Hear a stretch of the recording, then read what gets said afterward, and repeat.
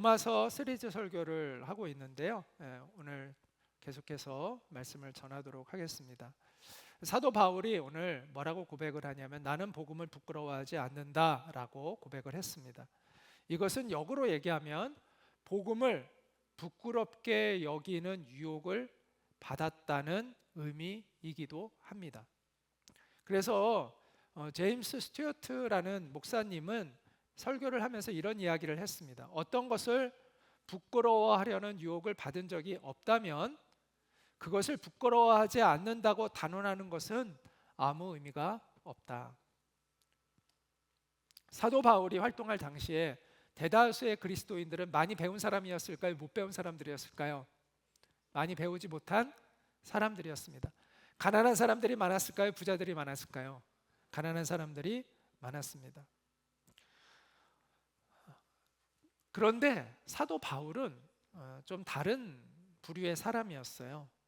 그 당시에 최고의 학문을 배운 사람이었어요. 지금으로 얘기하면 박사학위를 갖고 있는 최고의 명문대학에서 박사학위를 받은 사람과 같았습니다.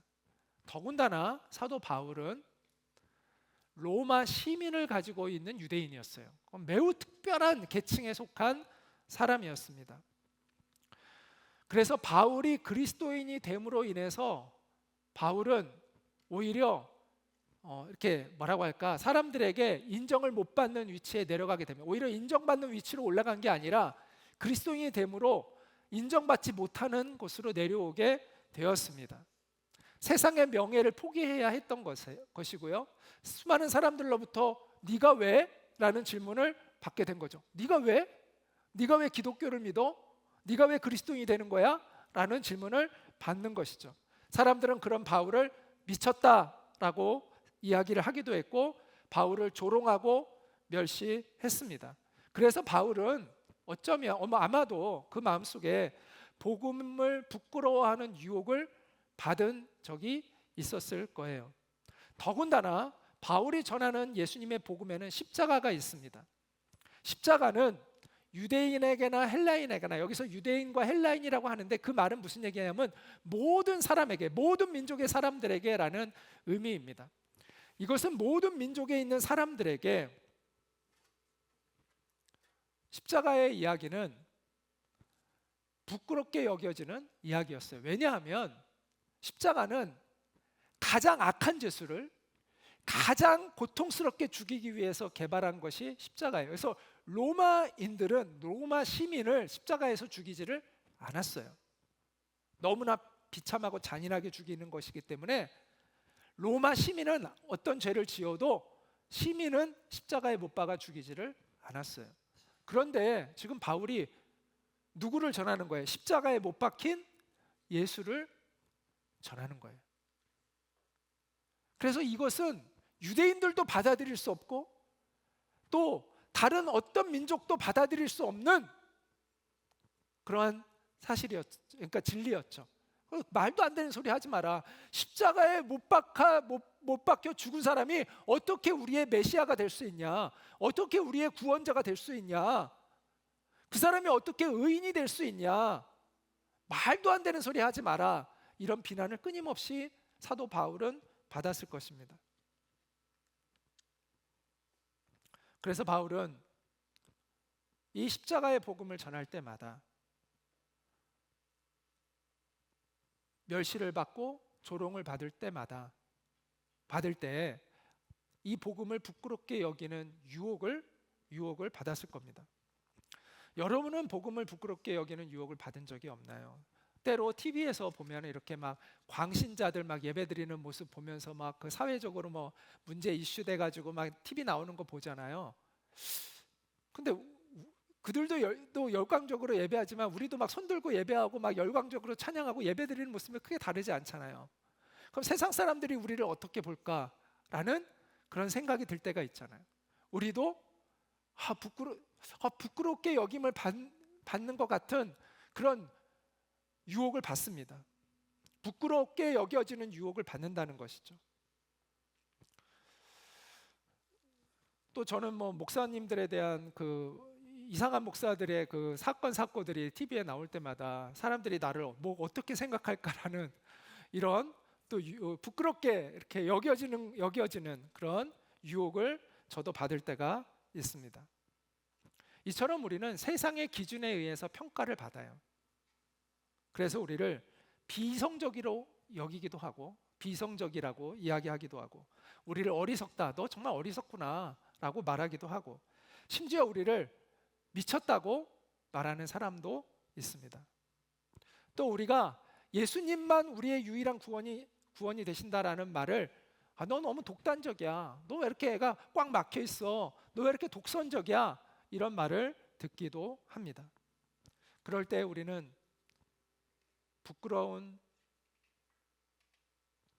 내가 부끄럽다는 유혹을 받을 때가 있는 것이죠. 그런데 성경은 예수님은 그것을 이미 알고 계셨습니다. 우리가 그런 유혹을 받을 것이라는 것을 알고 있었습니다. 복음을 부끄럽게 여기는 유혹을 받는 환경 속에서 우리가 살 거라는 것을 예수님은 알고 계셨습니다. 그래서 예수님은 이렇게 말씀을 하셨는데 같이 한번 읽어보겠습니다.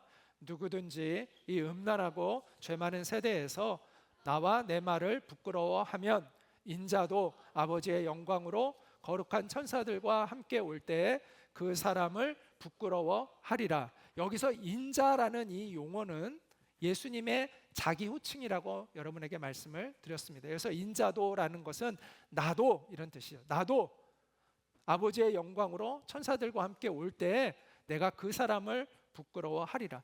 나를 부끄러워한다면 나도 그 사람을 부끄러워할 것이다. 예수님이 이렇게 얘기하신 것이죠. 예수님은 우리가 부끄럽게 여김을 받는 유혹을 받을지라도 부끄러워하지 말아라. 그것은 세상의 기준이다. 하늘나라의 기준에서는 그렇지 않다라고 말씀하고 있는 것이죠. 여러분은 세상의 기준으로 여러분의 복음을 평가합니까? 아니면 하늘나라의 기준으로 이 복음을 평가합니까? 우리가 하나님 나라의 기준으로 복음을 평가한다면 우리는 이 복음을 자랑스럽게 여기게 될 것입니다. 왜냐? 성경은 이렇게 말씀하고 있기 때문입니다. 이 복음은 모든 믿는 자에게 구원을 주시는 하나님의 능력이 됨이라. 복음 안에는 믿는 자를 구원하는 하나님의 능력이 있다는 것을 우리가 경험하게 될 것이기 때문입니다. 우리는 모든 믿는 자에게 차별 없이 유대인이든 헬라인이든 모든 사람에게 구원을 베푸시는 하나님의 능력이 예수 그리스도의 복음 안에 담겨 있다라는 것을 분명하게 경험해야 합니다. 경험해야 합니다. 하늘로부터 오는 새 생명의 능력이 복음 안에 있다는 것을 우리가 경험해야 하는 것이죠. 나밖에 모르는 이기적인 사람이 이웃을 섬기는 사람으로 변화되는 그 능력이 예수 그리스도의 복음 안에 있다는 것을 우리는 경험해야 합니다. 귀신의 억압과 마귀가 지배하는 그러한 얽매인 인생에서 자유케 되는 능력이 이 복음 안에 있다는 것을 우리는 경험해야 합니다. 제가 늘 자주 이야기하지만 우리가 추구하는 자유라는 것이 사실은 싸구려 자유잖아요. 대부분의 사람들이 추구하는 자유가. 내 속사람이 원하는 것은 못하는 것이 대부분의 사람들이잖아요. 그런데 내 속사람이 원하는 그 진정한 것을 할 수 있는 그 자유의 능력이 복음 안에 있다는 것을 우리는 경험해야 합니다. 그럴 때 우리도 이 바울의 고백처럼 이 복음은 모든 믿는 자에게 구원을 주시는 하나님의 능력이 됨이라, 이런 고백을 할 수 있을 거예요. 바울은 고린도전서 1장 18절에도 비슷한 고백을 해요. 십자가의 도가 멸망하는 자들에게는 미련한 것이요 그들에게는 미련하게 보인다는 것이죠. 그러나 구원을 받는 우리에게는 하나님의 능력이라, 이렇게 말씀하고 있습니다. 우리는 이 바울의 또 다른 고백 속에서 바울이 겪었던 유혹과 갈등의 흔적을 느낄 수 있습니다. 복음을 부끄럽게 여기는 그 유혹을 받았던 것을 우리는 또 한 번 느낄 수가 있습니다. 그러나 하나님 나라의 기준으로 이 세상의 기준을 극복하고 복음의 깃발을 높이 들어 올리는 신앙인의 위대한 고백을 우리는 또 한 번 보게 됩니다. 옛날이나 지금이나 달라지지 않았습니다. 과거에도 예전에도 사람들은 십자가의 도를 미련한 것으로 여겼죠. 지금도 마찬가지입니다. 지금도 우리가 복음을 전할 때 사람들은 이 복음을 멸시하고 조롱하며 우리에게 비아냥거립니다.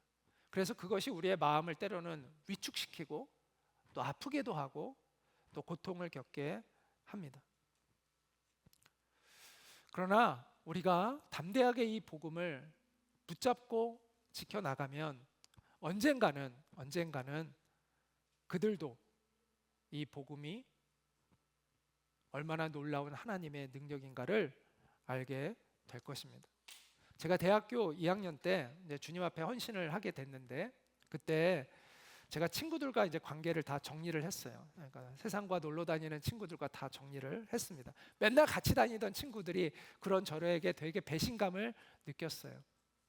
그래서 미국 중에서 유학 중이던 한 친구가 이제 와가지고 이렇게 술자리가 열렸어요. 그래서 저는 술은 안 마셨지만 워낙 오래 친한 친구였기 때문에 그 친구가 온다고 해서 그 자리에 가서 이제 같이 이제 교제를 하고 있었습니다. 그래서 제가 이제 화장실에 갔다 오겠다고 이렇게 화장실에 갔다 왔는데 한 친구가 저한테 이렇게 놀리더라고요. 야, 화장실에 가서 기도하고 왔냐? 그렇게 놀리는 거예요. 그러더니 자기가 먹던 술을 나한테 확 뿌리더라고요.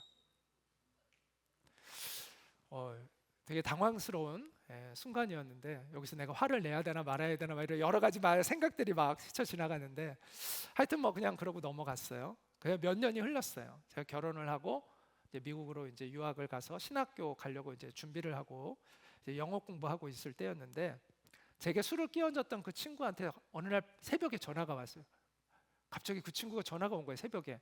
깜짝 놀래가지고 받았는데 그 친구가 저한테 이렇게 얘기하는 거예요. 홍준아, 내가 심심해서 교회를 나가려고 하는데, 앞에 심심해서를 굉장히 강조하더라고요.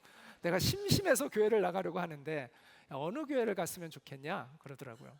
그래서 내가 잘했다고, 잘 생각했다고, 교회 가는 거다 잘 생각했다고 하면서 제가 어떤 교회, 제가 좋아하는 어떤 목사님 교회를 알려줬어요. 그 교회를 가면 좋을 것 같다고. 그래서 이제 그 다음에 그 친구가 그 교회를 다니게 되면서 이제 교회를 꾸준히 지금도 다니고 있습니다.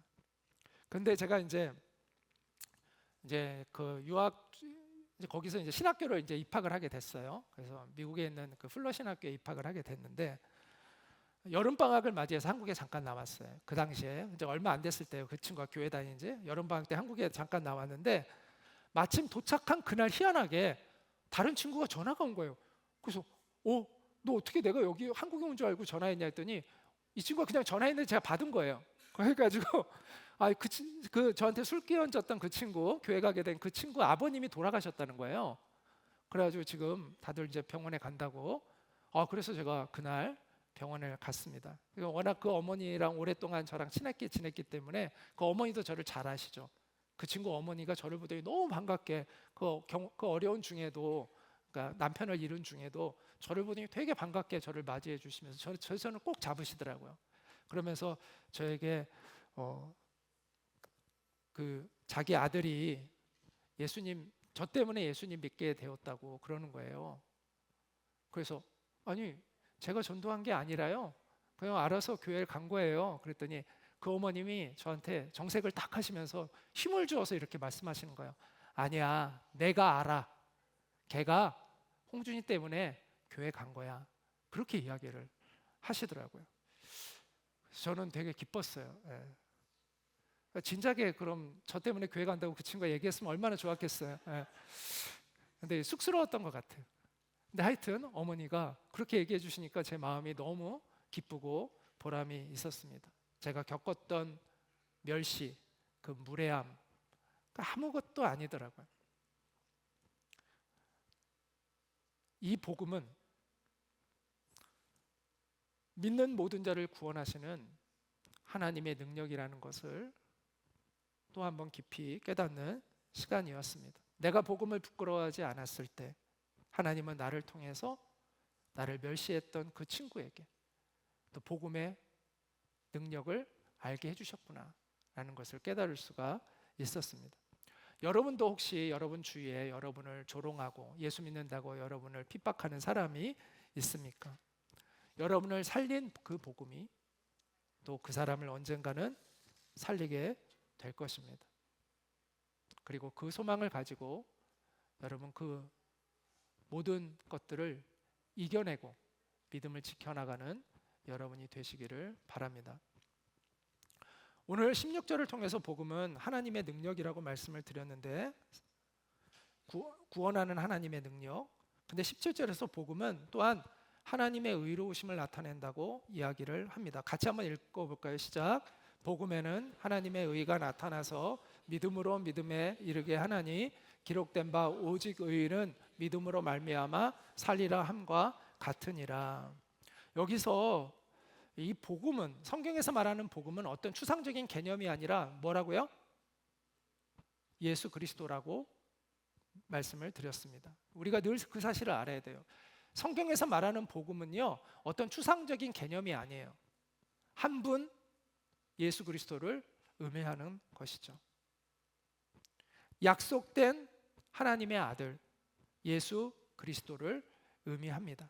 그 예수님 안에서 하나님의 의가 나타났다라고 이야기를 합니다. 자, 예수님 안에서 나타난 이 하나님의 의, 이것은 무엇일까요? 그것은 우리 스스로 얻는 의에 의와 대조되는 개념이에요. 하나님으로부터 받는 의예요. 하나님으로부터 오는 의예요. 우리가 얻어내는 의가 아니라 하늘로부터 오는 의로움을 의미하는 것입니다. 불의한 우리를 의롭게 만들어주시는 하나님의 주도적인 은혜, 한번 따라해 볼까요? 하나님의 주도적인 은혜, 하나님이 주도하시는 은혜, 이것이 바로 하나님의 의입니다. 저는 하나님의 의를 얻게 된 것, 우리가 하나님으로부터 의를 얻게 된 것을 이식수술에 비유하고 싶어요. 제가 아는 어떤 분의 이야기인데요, 오기덕 대표님이라는 분 혹시 아는 사람이 있어요? 전에 우리 여기 학교에 와서 강의도 하시고 했는데 애터미 컨설팅도 하시는 분인데요, 경영 컨설턴트예요. 그분의 이야기인데, 이 오기덕 대표님이 어느 날 피를 토하고 기절을 했어요. 병원으로 옮겨서 진단을 했는데 간경화 말기예요. 살 수 있는 방법은 한 가지밖에 안 남았어요. 바로 간 이식 수술을 받는 거예요. 자기 스스로는 자기가 노력해서 회복될 수 있는 한계를 이미 넘어갔어. 방법은 한 가지야. 오직 간을 이식받는 거야. 근데 놀랍게도 그 이식을 해주겠다는 친구가 나타났어. 선교사님인데, 이분이 이제 계속 후원하고 있는 선교사님이었는데 아주 어렸을 때부터 친한 친구였어요. 대학교 때부터인가 하여튼 같이 선교 활동도 하고 선교단체 활동도 하고 했던 친구인데 아주 절친인데, 3명이 그렇게 절친이었대. 그 중에 한 사람인데 그 친구가 자기가 간을 이식해 주겠다고 하는 거예요. 너무 고맙죠. 근데 안타깝게도 이게 안 맞는 거예요. 그래서 아내가 나서서 이번에 간 이식을 해주기로 결심을 했어. 근데 다행히 아내는 이게 맞는 거예요. 그래서 이분이 아내의 간을 이식받아 가지고 다시 생명을 얻게 됐어요. 그래서 지금도 이제 살아서 이렇게 활동을 할 수가 있게 된 거예요. 가끔 부부싸움을 할 때가 있다고 합니다. 그러면 아내가 참다가 안 되면 이렇게 얘기한대요. 내 간 다시 돌려줘. 그럼 거기서 이제 게임 끝. 더 이상 이제 싸움을 할 수가 없어. 더 이상 깨갱이죠. 그냥 깨갱. 내 간 다시 돌려줘 하면 거기서 그냥 다 종료가 된다고 합니다. 의는 뭘까요? 의라는 것은 하나님과 올바른 관계를 맺고 있는 것을 의미해요. 의는 하나님과 올바른 관계예요. 영생은 하나님과의 그 관계가 회복되어진 결과예요. 우리가 의롭게 되어진 결과가 영원한 생명을 얻게 된 거예요. 그런데 우리 안에 있는 의는 망가져 있어요. 다시 회복될 수가 없어. 우리가 아무리 노력해도 더 이상 회복될 수가 없는 것이죠. 방법은 하나, 의를 이식받아야 되는 거예요. 완전한 의를 이식받아야 되는 거예요. 근데 이 의를 우리에게 의식해 줄 수 있는 분은 한 분밖에 없어요. 예수님이죠. 예수님의 십자가는 예수님의 그 의를 우리에게 이식시켜주는 수술과 같았던 거예요. 그래서 저는 예수님의 십자가는 나를 위해서 의를 이식해주는 수술대라고 생각이 들어요.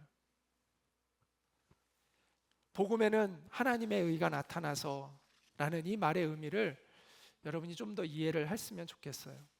그 예수님의 희생을 통해서 예수님의 의를 우리에게 이식시켜주는 그 고통스러운 희생을 통해서 우리는 의롭게 여김을 받게 된 것입니다. 그래서 하나님의 의는 또 다른 말로 하나님의 은혜라고 말할 수 있고 하나님의 사랑이라고도 말할 수 있어요. 그래서 하나님의 의, 하나님의 은혜, 하나님의 사랑은 다 같은 말이라고 봐도 무방해요. 이 하나님의 은혜, 이 하나님의 의, 이 하나님의 사랑, 이거에 대한 우리의 올바른 반응이 뭐냐? 뭘까요? 뭐죠? 믿음이죠. 이 하나님의 의, 이 하나님의 사랑, 이 하나님의 은혜에 대한 우리의 올바른 반응이 뭐라고요? 믿음이라고 이야기하는 것입니다. 그래서 바울은 복음에는 하나님의 의가 나타나서라고 말한 이후에 믿음으로 믿음에 이르게 하나니라고 이야기를 합니다. 영어 성경에 보면 from face to face, 처음도 믿음, 끝도 믿음, 처음부터 끝까지 오직 믿음 이라고 이야기를 하고 있습니다.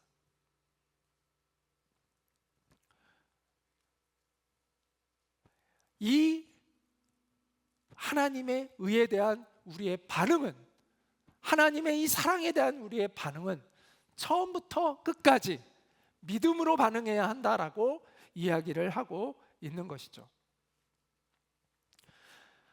우리를 의롭게 여겨주시는 이 하나님의 은혜가 어떻게 우리에게 임할 수 있느냐? 우리가 믿음으로 반응할 때. 이게 예수님의 의가 나의 의가 되는 것이죠. 하나님의 통치를 받는 하나님 나라의 의로운 백성으로 우리가 어떻게 살아갈 수 있을까? 그것 역시도 우리가 믿음으로 반응할 때 우리는 하나님의 백성답게 살아갈 수 있다라는 거예요. 그리스도인의 삶은 처음부터 끝까지 오직 믿음으로만 가능한 삶이다라는 것입니다. 그래서 사도 바울은 구약 성경 하박국 2장 4절을 인용하면서 오직 의인은 믿음으로 말미암아 살리라 이렇게 외쳤습니다. 하박국 2장 4절 구약 성경 그 말씀을 인용해서 오직 의인은 믿음으로 말미암아 살리라 이렇게 사도 바울이 이야기를 했습니다. 여기서 의인은 사도 바울이 얘기하는 여기서 의인은 누구를 얘기하는 거죠? 그죠? 바로 우리 그리스도인 예수님의 의로 말미암아 의롭게 되어진 우리를 이야기를 하는 것이죠. 예수님으로 인해서 의롭게 된 하나님의 백성을 의미합니다. 존 스타트는 그의 로마서 강해에서 설교에서 이렇게 이야기를 했는데 한번 같이 읽어볼까요? 시작. 믿음으로 의롭게 된 사람은 또한 믿음으로 산다. 우리는 믿음으로 의롭게 된다는 것과 믿음으로 산다는 것이 연결되어 있다는 걸 알 필요가 있어요. 믿음으로 의롭게 된 사람은 믿음으로 살아가는 사람이다라는 것입니다.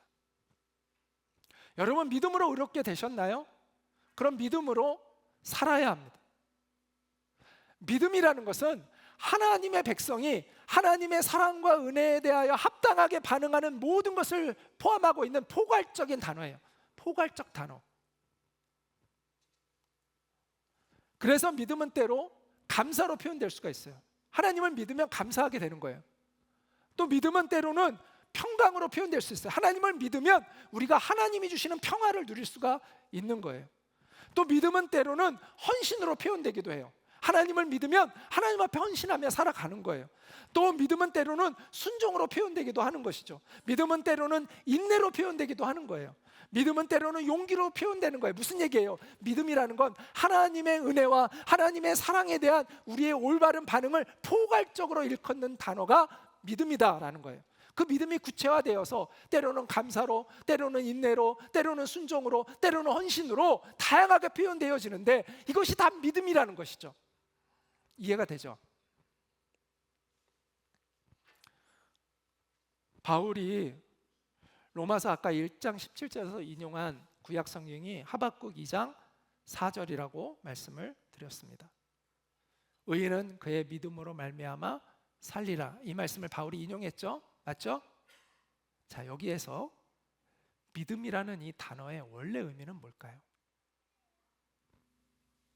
히브리어 에무나라는 단어인데 이 단어는요, 믿음으로 번역되는 경우는 거의 없었어요. 거의 하박국에서 거의 이 단어가 믿음으로 번역된 몇 개, 거의 유일하거나 몇 개 안 되는 것 중에 하나예요. 대부분은 이 에무나, 네. 자, 이 에무나라는 이 단어는 대부분 뭘로 번역되냐면 신실함, 진실함, 성실함, 견고함으로 번역이 돼요. 자, 제가 지금 뭘 얘기하고 싶은 걸까요? 믿음은요, 신실함, 진실함, 성실함과 연결되어 있다는 거예요. 믿음은 삶과 연결되어 있다는 거예요. 믿음은 단순히 그냥 우리의 내적으로만 갖는 것이 아니라 외적으로도 표현되어져야만 한다는 거예요. 내적인 믿음은 외적인 믿음으로 표현되어져야 한다는 거예요. 믿음은 우리의 삶과 분리되어 있지 않다는 거예요. 원래 단어 자체가 굉장히 행동적인 걸 포함하고 있는 단어라는 거예요.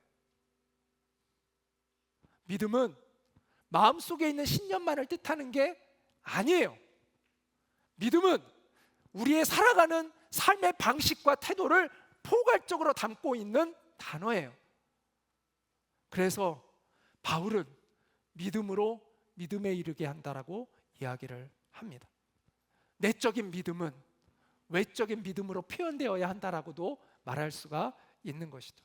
우리 안에 있는 주님을 향한 믿음은 주님께 충성하고 주님께 복종하는 믿음의 삶으로 증명되어야만 하는 것이다.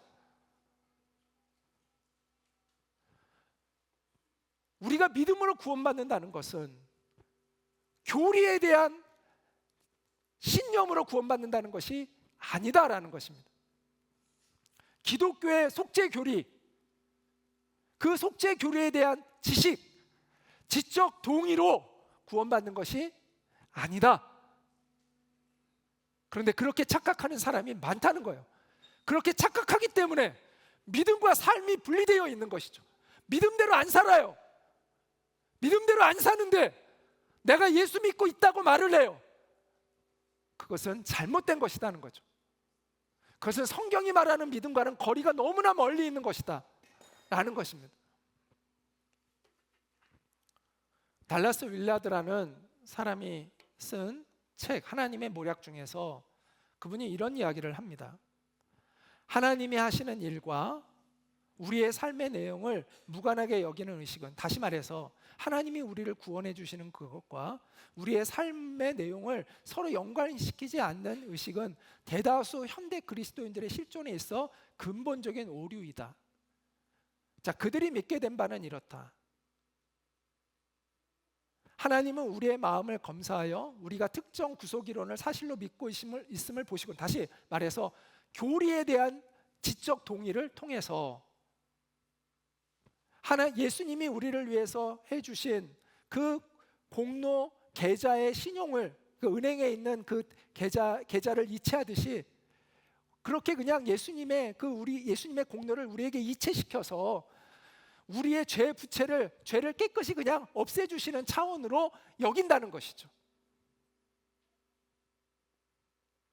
설사 우리가 현실의 다른 모든 일에서 하나님만 빼고 다른 모든 것을 믿는다 해도, 다시 말해서 하나님의 말씀대로 삶의 현장에서 살아가지 않는다 해도 그분은 어찌된 이유인지 위의 내용만으로 족하게 여기신다고 사람들은 생각하고 있다는 거예요. 이게 잘못된 신앙이라는 것이죠. 내가 지적인 동의로 믿고 삶에서는 그렇게 살지 않아도 어쩐 일인지 하나님은 우리를 다 받아주고 용서해 준다고 여기는 것이 대부분의 현대 그리스도인들이 가지고 있는 착각이다라고 이야기를 합니다.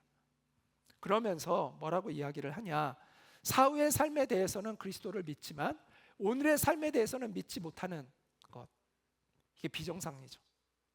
영원한 운명에 대해서는 그분을 신뢰하지만 그리스도인의 삶에 관련된 일에서는 신뢰하지 못하며 사는 것, 이것도 모순이죠. 그것이 어떻게 가능한 일인지 아직 수수께끼로 남아있다. 그것은 과연 가능한 일인가? 이렇게 되묻습니다. 이게 정말 가능한 일인가? 이게 정말 믿음을 가진 사람이라고 말할 수 있는가? 천만부당한 말이다. 하나의 생명 안에서 그럴 수는 없다. 하나의 그 존재 안에서 그럴 수는 없다는 거죠. 우리의 믿음은요, 인격적인 관계에 기초하는 거예요. 구원은 하나님과의 바른 관계가 회복되는 거예요. 영생은 그 결과예요. 믿음은 인격적인 관계의 기초예요. 예수님을 나의 주님으로 의지하고 믿는 것이죠. 그러면 우리는 새로운 예수님께 복종하는, 예수님이 주님 되시는 새로운 생명이 된 거예요. 새로운 생명이 됐다는 건 새로운 존재가 됐다는 거예요. 자, 그리스도인이라는 것은 우리가 새로운 존재가 되었다는 거예요. 예수님이 나의 주님 되시는 새로운 생명이 된 거예요. 새로운 존재가 된 거예요. 그런데 삶이 안 바뀌었다? 있을 수 없다는 거죠. 존재가 바뀌었는데, 존재가 바뀐다는 건요, 삶이 바뀌는 거예요. 생명이 바뀌면요, 삶이 바뀌어요. 개는 개의 삶을 사는 거고요, 호랑이는 호랑이의 삶을 사는 거고요, 인간은 인간의 삶을 사는 거예요. 생명이 바뀌면요, 삶도 바뀌는 거예요. 존재가 바뀌면 삶이 바뀌는 거예요. 오직 믿음으로 믿음의 삶을 살아가십시오. 예수님이 왕 되시는 새로운 인생을 여러분 살아가십시오. 그럴 때 우리는 세상을 이기는 그리스도인이 될 수 있어요. 사도 요한은 이렇게 얘기합니다. 하나님을 사랑하는 것은 그 계명을 지키는 것입니다. 하나님을 사랑한다는 것은 하나님의 말씀대로 순종하며 살아가는 것입니다. 하나님의 계명은 무거운 짐이 아닙니다.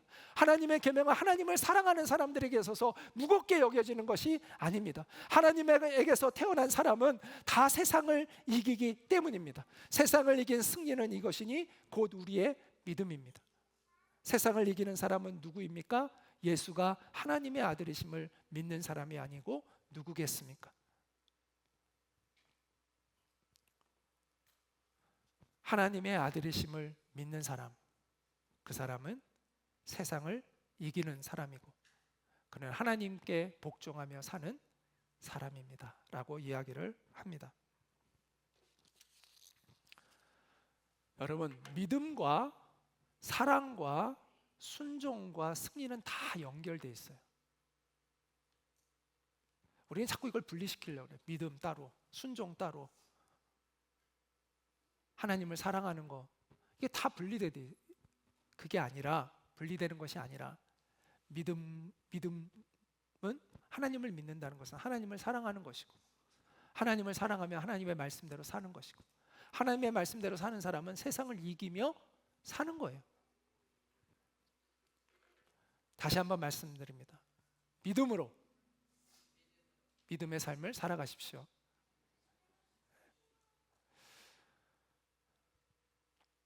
로마서 1장 16절부터 17절 다시 한번 우리가 말씀을 다시 한번 읽도록 하겠습니다. 시작. 내가 복음을 부끄러워하지 아니하노니 이 복음은 모든 믿는 자에게 구원을 주시는 하나님의 능력이 됨이라. 먼저는 유대인에게요 그리고 헬라인에게로다. 복음에는 하나님의 의가 나타나서 믿음으로 믿음에 이르게 하나니 기록된 바 오직 의는 믿음으로 말미암아 살리라 함과 같으니라. 주님은 네가 나를 부끄러워하면 나도 너를 부끄러워하리라 라고 말씀하셨습니다. 우리를 부끄럽게 하려고 하는 이 세상의 헛된 문화들, 가짜 문화들을 경계하시기 바랍니다. 세상에서 우리가 복음을 전하면 예상되어지는 것이 있죠. 그들은 우리를 그렇게 환영하지 않을 겁니다. 그리고 우리를 멋진 사람으로 보지도 않을 겁니다. 우리를 조롱하고 또 우리를 멸시할 것입니다. 너 참 답답하다. 너 이렇게 융통성이 없이 사냐라고 이야기할 것입니다. 제가 저번에 한번 이야기했죠. 제 친구가 또 다른 친구가 저한테 한번 그런 말을 했다고. 홍준아, 너무 그렇게 살 필요 없잖아. 그런 말을 듣게 될 거예요. 그러나 언젠가 우리를 조롱했던 그들이 부끄러움을 당하는 날이 올 것이라고 성경은 분명하게 말씀하고 있습니다. 누구의 말대로 진리는 고독하지만 날이 갈수록 담대하기 때문입니다. 저는 그 말이 너무 멋있더라고요. 누가 한 말인데 진리는 고독하나 날로 더욱 담대하도다. 그렇습니다. 진리는 고독하지만 날이 갈수록 담대합니다. 예수님의 십자가의 복음 외에도 구원의 길이 있다라고 말하는 것은 그것은 성경의 진리를 왜곡하는 것이죠. 왜냐하면 우리를, 이 망가진 의를 다시 온전히 회복시켜 줄 수 있는 유일한 분은 예수님 한 분이기 때문입니다. 이 의를 우리에게 이식해 줄 수 있는 분은 예수님 한 분이기 때문입니다. 예수님의 그 골고다 언덕의 십자가는 아까도 얘기한 대로 예수님의 그 의를 우리에게 이식해 주시기 위한 수술대와 같았습니다. 여러분이 놀라운 구원의 은혜를 믿음으로 누리시기 바랍니다. 믿음은요, 많은 사람들이 믿음을 한순간에 어떤 것으로 착각을 해요. 그런데 믿음은요, 믿음으로 살아야 되는 거예요. 믿음은 살라고 주신 거예요. 믿음으로 살라고 믿음을 주신 거예요. 한순간의 믿음으로 그냥 구원을 얻는 것이 아니라 날마다의 믿음으로 구원이 이루어져 가는 거예요. 날마다의 믿음으로 우리는 하나님의 백성답게 살아갈 수가 있는 거예요. 믿음은 한순간 필요한 것이 아니라 처음부터 끝까지 그리스도인의 삶은 오직 믿음으로 시작해서 믿음으로 살다가 믿음으로 마치는 거예요. 매 순간 우리는 믿음으로 반응해야 돼. 왜 우리가 온전한 구원의 그 감격을 누리며 살지 못하는가? 매 순간 믿음으로 반응하며 살고 있지 않기 때문이라는 것이죠. 우리가 믿음으로 반응할 때 우리는 완전한 하나님의 은혜를 누리게 될 것입니다. 우리의 존재를 영광스럽게 변화시킬 모든 능력이 복음 안에 있습니다. 우리의 죄를 씻게 하는 능력이, 또 다른 사람의 죄를 용서할 수 있는 그 능력이 복음 안에 있습니다. 사랑하며 살게 하는 능력이, 정결하게 살게 하는 능력이 예수 그리스도의 복음 안에 있습니다. 고난을 이겨내는 능력이, 불가능을 가능하게 하는 능력이 복음 안에 담겨져 있습니다. 하나님께 쓰임받게 하는 능력이, 사명을 감당케 하는 능력이 복음 안에 있습니다. 인생의 아름다운 열매를 맺게 하는 능력이 후회되지 않는 인생을 살게 하는 능력이 복음 안에 있습니다. 오직 믿음으로 이 구원의 능력들을 누리며 살아가는 우리 모두가 될 수 있기를 간절히 소망합니다. 네, 우리 같이 잠시 기도하도록 하겠습니다. 먼저 우리 주님께 감사했으면 좋겠어요.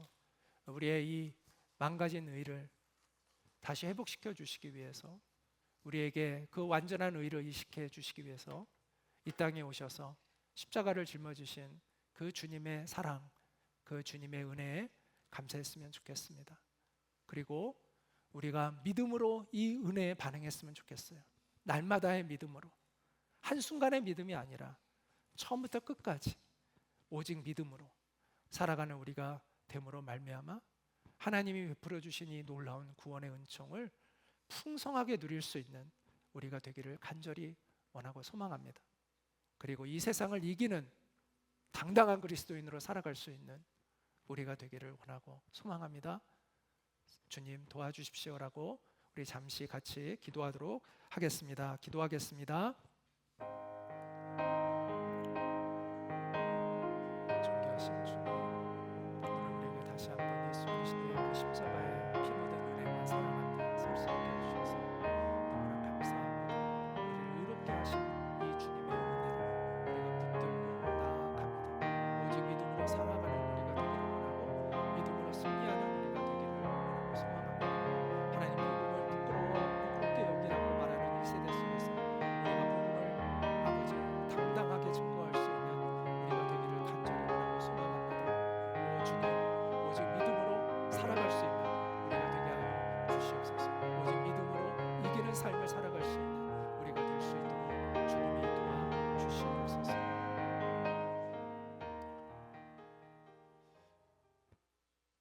예수님, 우리를 위해서 이 땅에 오셔서 십자가에 우리의 죄값을 지불하시고 우리의 망가진 의를 회복시켜 주신 우리 주님께 감사를 드립니다.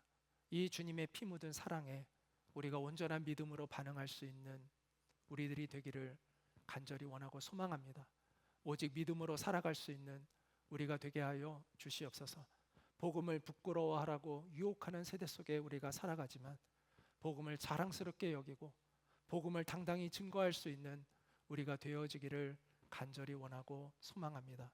오직 믿음으로 주님께 복종하는 삶을 살아갈 수 있게 도와주시고 오직 믿음으로 풍성한 구원의 열매를 맺어갈 수 있는 우리가 될 수 있도록 은혜를 베풀어 주시고 오직 믿음으로 하나님이 우리에게 맡기신 사명을 이루어 나갈 수 있는 우리가 될 수 있도록 도와주시옵소서. 예수님의 이름으로 기도하옵나이다. 아멘. 이제는 우리의 유일한 소망 되시는 주 예수 그리스도의 은혜와 하나님 아버지의 크신 사랑과 성령님의 교통하심이 오늘 믿음으로 주님을 바라보며 믿음의 삶을 살기로 결단하는 모든 이들에게 있기를 간절히 축원하옵나이다. 아멘.